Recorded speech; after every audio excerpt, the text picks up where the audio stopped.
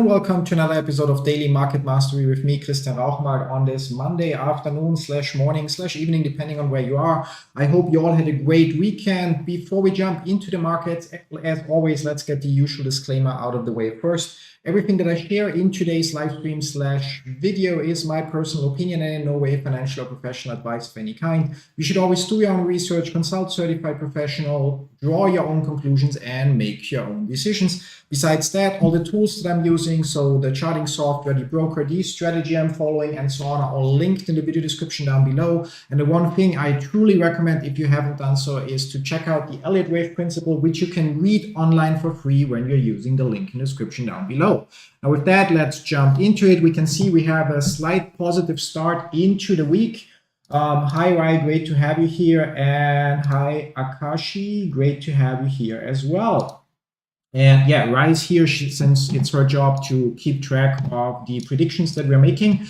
Yeah, today is probably going to be also a short episode. I'm going to try to share as much information as I can, but as so often, I have a few things that I have to take care of still during the day.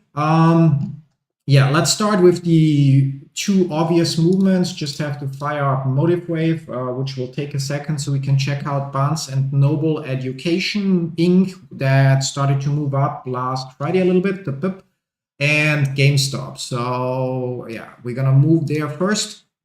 So as you might have noticed for BNet, so Barnes & Noble Education, I set a sell order at 1710. Our prediction here is, as you can see, 1419 to, moving it further so you can see BNet. So here this row is 1419 to 1977, already for quite some time, to be honest. And if we look at the chart, we can see that we had strong upwards movement here. Now we're going to zoom out further. So we might not be able to cover everything today, so all the stocks we usually look at, but we're going to cover the ones that actually start to move. So while BNet has been going down and then had a run up here, where the big question is this just a fluke before we go down the drain, or is this maybe the bottom and the first wave 1-2? Even on the smaller scale, so probably let's work our way down, 3-day chart. Even on the smaller scale, yeah, we have to consider the following scenarios. Either this could be a fluke and we are now going down, is an option, so it's still no valid pattern in quotes, or the pattern would become invalid and we're going down from here. Or this is going to be the first wave, second wave, and then wave 3. Or this is going to be something like an A, B, C corrective move before we then go further down. Yeah. Now, in that corrective move, so in this move down here, we also have multiple options. It's again possible that this is a fluke of some kind, and this is going to be 1, 2, 3, 4, and then we get wave 5 down. It's possible that this is already an entire corrective move and we're now in an upwards movement. Either way, that brings us to the conclusion that from the possible patterns that we have, one of them is that this is wave 1, wave 2, and we now get wave 3, in which case we would have profit targets that are based on adding an extension here to this entire area. And we would then expect to reach around 44 to 54 in the next wave 3 move before we get wave 4 and wave 5. Or this is an A, B, and C move in which we would basically expect the targets between 1420 and 1976. Those are the ones we are focusing on right now. So those are kind of like the worst case upwards targets. Now, if we look closer, we can see that while we had, I'm going to have to check that. So while we had a 5-wave move up here that followed the patterns quite nicely, we had a retracement here where we then entered more. And then we had the first upwards move, downward move, and now we have a very strong move which points towards a 3rd wave move. Now, while technically it's enough if the 3rd wave bounces here at the 161.8 extension, usually we would expect it to bounce at the 261.8 extension. This is why I set a sell order for our 35 shares to actually sell them at 17.11. So if I'm right in quotes, or if the usual suspects hit, then we would expect that today or over the next couple of days, we actually get to see us at 1, 2, 3.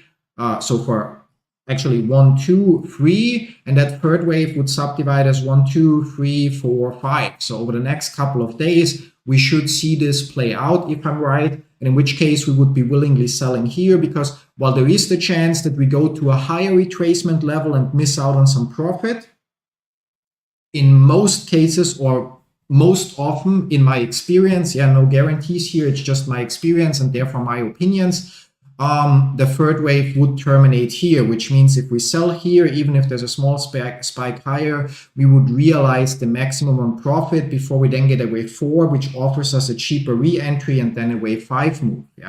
So for Barnes & Nobles, that looks like this, or Barnes & Nobles Education Inc. If we zoom in closer, I think the 8-hour chart is already too much. There we already have like candles that don't provide information. Even the 12-hour chart has, like, in quotes, useless candles in between. So we're going to stay on the daily chart here.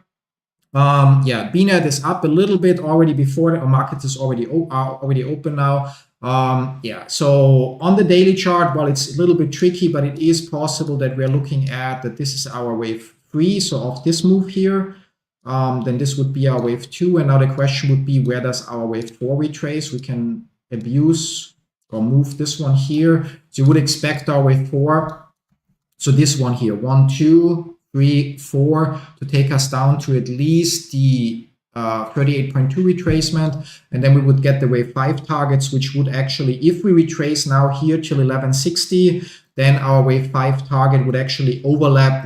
So, and that would be, again, one wave always consists of other waves. So if we're talking about wave 1, so I'm actually going to label that so you guys can follow better. If I'm saying I assume that this is wave 1, 2, and wave 3 will go up till here, then this third wave also subdivides. So it has to subdivide into another impulse, which I believe might be, for example, wave 1, 2, 3, 4, and then our wave 5 target. So again, if this third wave subdivides into those 5 waves potentially, in which case I would expect that this wave 4 retraces to at least 38.2. If this move already finished, it's also possible that there comes another push and we have to move this point higher. But if this move already finished, I would expect that we now retrace to 1161.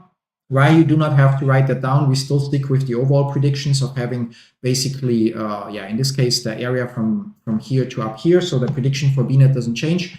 But if we get to see a retracement to 1161, we can see that then based on the wave 3, 4, 5 or wave 3, 4 expansion, our target area would be 1513 to 1782, and that would overlap with the wave 3 target of the bigger move.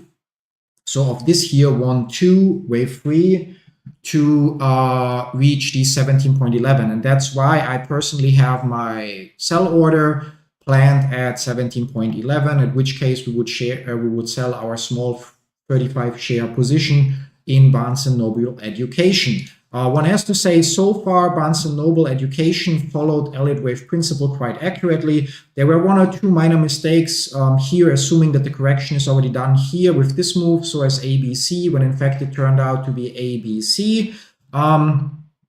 But yeah, even now, this move here we sublabeled nicely as 5 waves. The correction here wasn't as nicely, one has to admit, but even though that one wasn't as nice, it still followed all the rules and guidelines, just not as visually clear as other things as we see, because we retraced here 78.6% instead of the usual 38.2 or 61.8.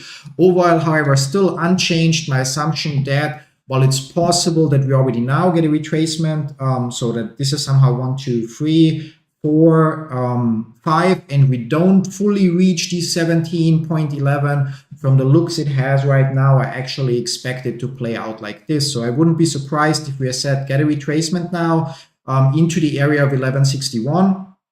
We cannot really retrace much further, because if we retrace into the area, so even a 50% retracement would already pretty much get us into the area of wave 2, which would force us to see this as a diagonal instead of an impulsive pattern, which would screw or invalidate a few other assumptions. So I'm fairly confident with this assessment. Now, of course, we only hold 35 shares here that we mostly got here, so perfect entry or next to perfect entry at 845. But overall, while the payoff as total euros or dollars will not be substantial, we can see that we are looking at around 200 $220 to $240 in profit on our position, which is not a fortune. It's not enough to buy a sports car or something like that. But as a percentage of our investment, it's going to be quite a nice return, considering that we entered here. And if we get out here, we're actually looking at around like from here to here, 100% return. And considering that we bought a few shares a little bit earlier, overall, we still are going to look at a 70% return on the position, which for period of a couple of weeks, we got in somewhere in September 1st, so October, November, so like 8 weeks, maybe 10 weeks overall, is definitely not a bad return. So that about Barnes & Noble Educational.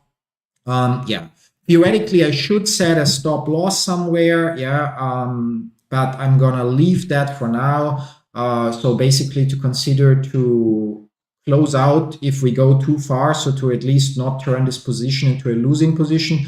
I know I mentioned it in previous streams already a couple of times that I will take the time to look into how to set up trailing stops with Interactive Broker and so on. I haven't done that yet, so I'm gonna have to, in quotes, take the risk here and just assume that I'm right or that I will catch any change in pattern in time.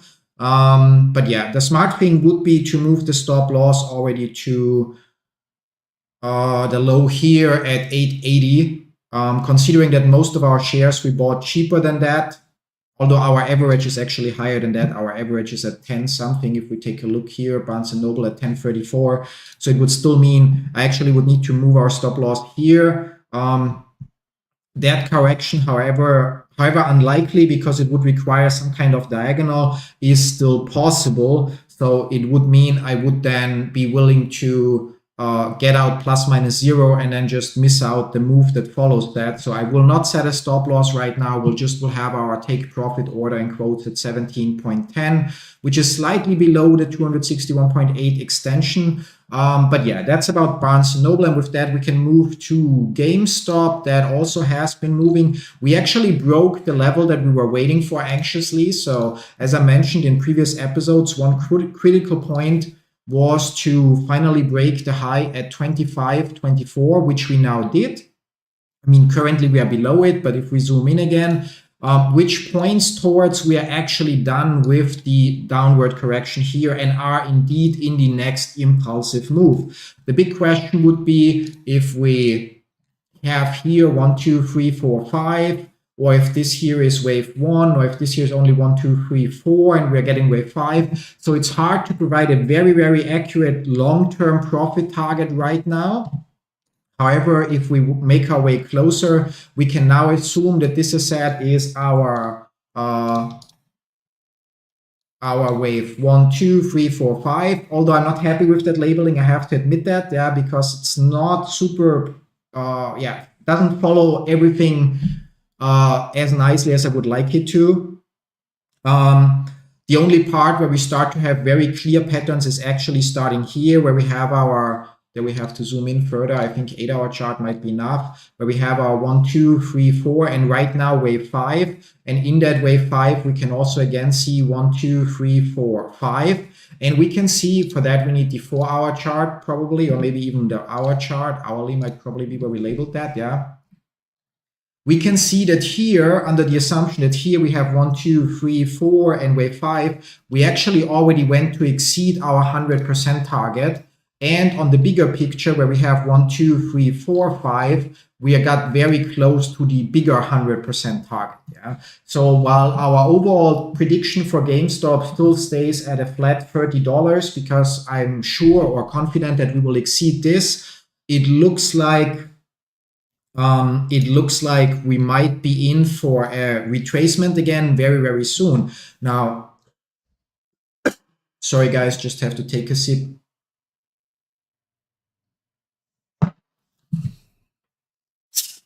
So much talking, need hydration.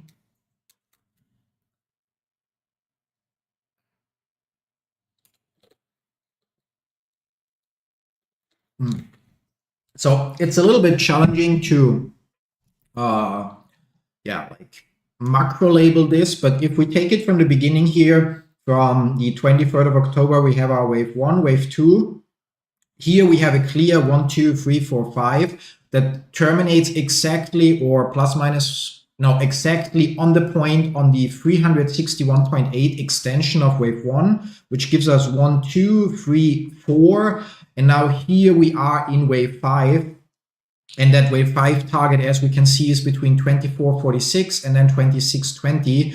And that fifth wave here could potentially be 1, 2, 3, 4, and now an extended fifth wave that potentially finished here, which would now point towards a correction down to at least 23.66. For our position, that is actually nice, while our call options, so the $30 calls that we sold last week, are at a minus $170. Which means if we would have sold those same calls now, we would have gotten $170 or $180 more than we got selling them last week. However, I'd still, if I'd have to guess, unless we get some surprisingly strong movements, I would still expect that basically we now get, there might be still a little bit movement up. I'm not disputing that, but we are very close to the area where the next wave has to terminate, which means we should get the next corrective move, which means by Friday this week, which is on the 18th, November 15th for our calls, November 15th, today's Monday, yeah, makes sense, so by November 15th, so by here, we likely might be in the corrective pattern, which means there is a decent chance that our call options that we sold here again expire worthless this week, allowing us to pocket around $175 in premium, and allowing us then to sell call options for next week. However, there we would then sell them for higher strike prices. So I would still sell 1 or 2 maybe for the $30 strike prices, but for now, does it also show all strikes? But for the rest, we would actually take lower premiums, but sell them for higher strike prices.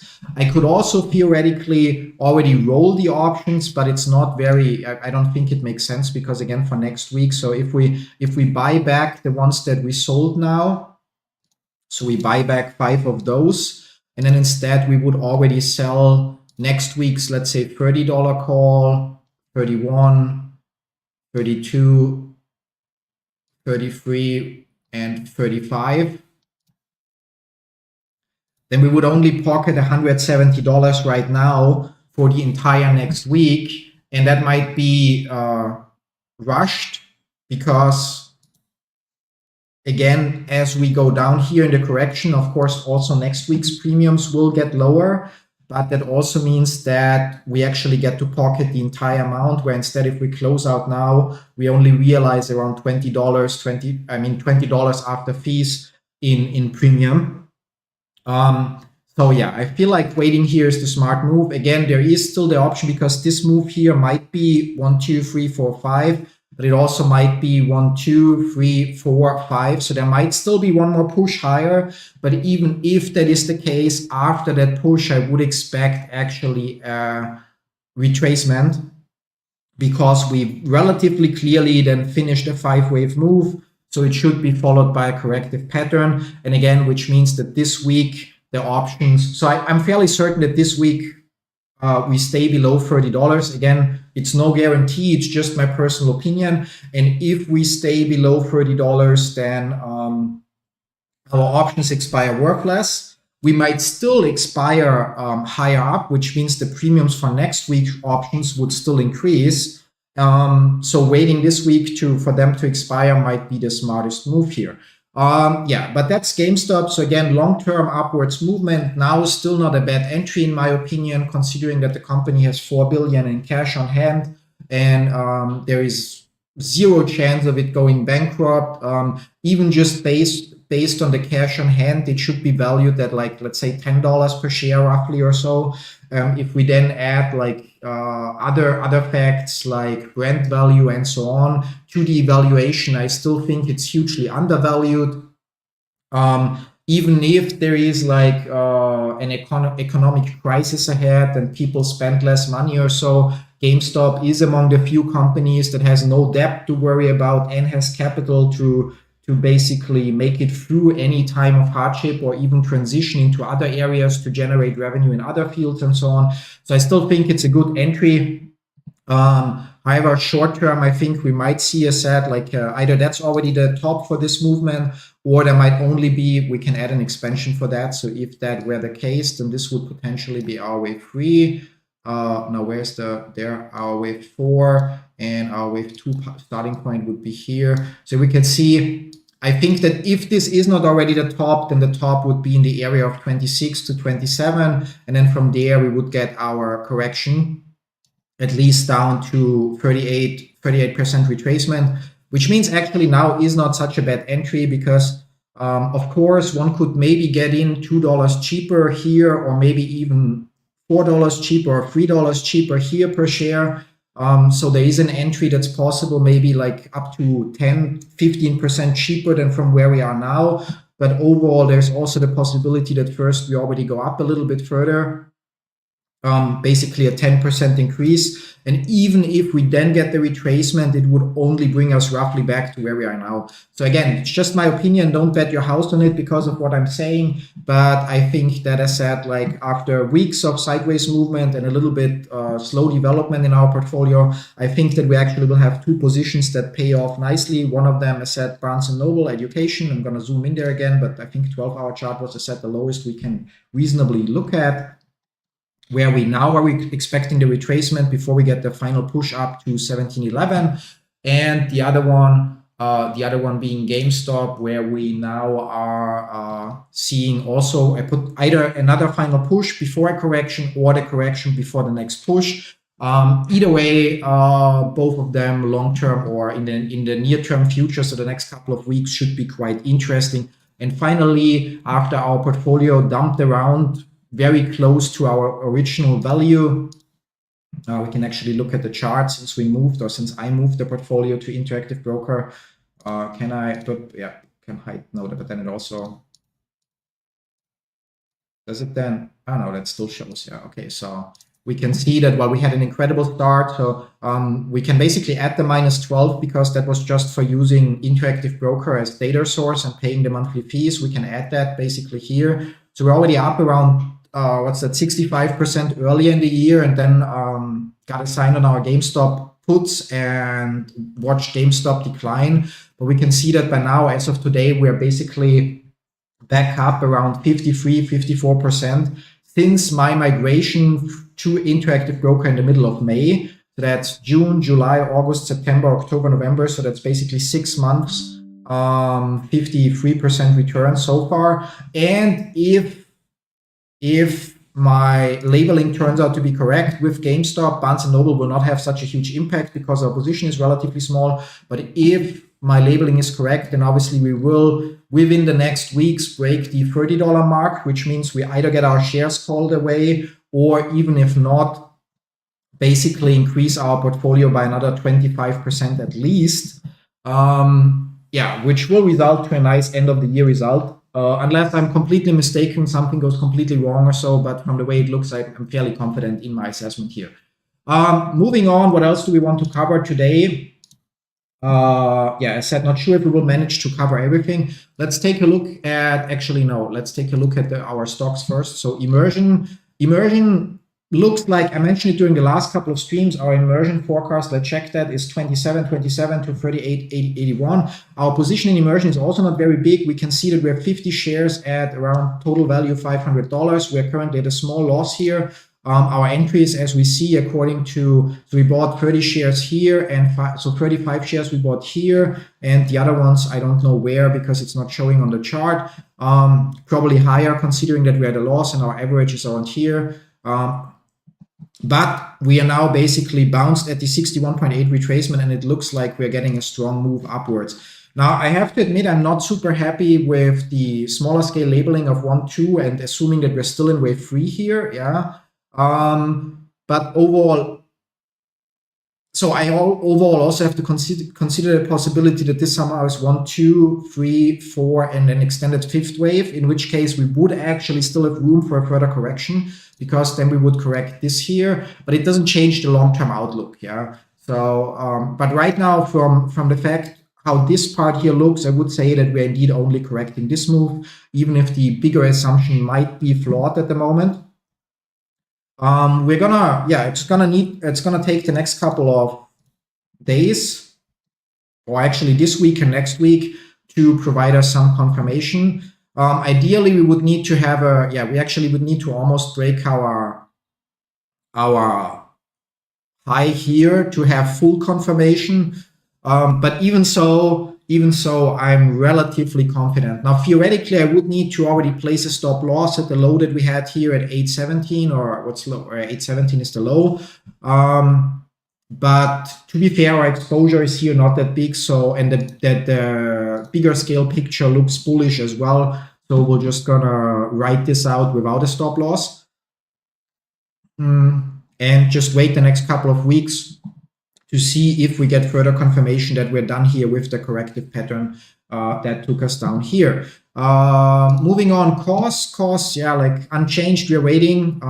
Yeah, either we break the 50% retracement or the low that we had here at 652, or we finally break the 879. From the looks of it, this could be a three-wave ABC corrective move, and we're already getting fairly close to the low at 652. So this would actually be a decent entry point with less than 10% risk to the downside. So stop loss at 652 and take profit we can determine later.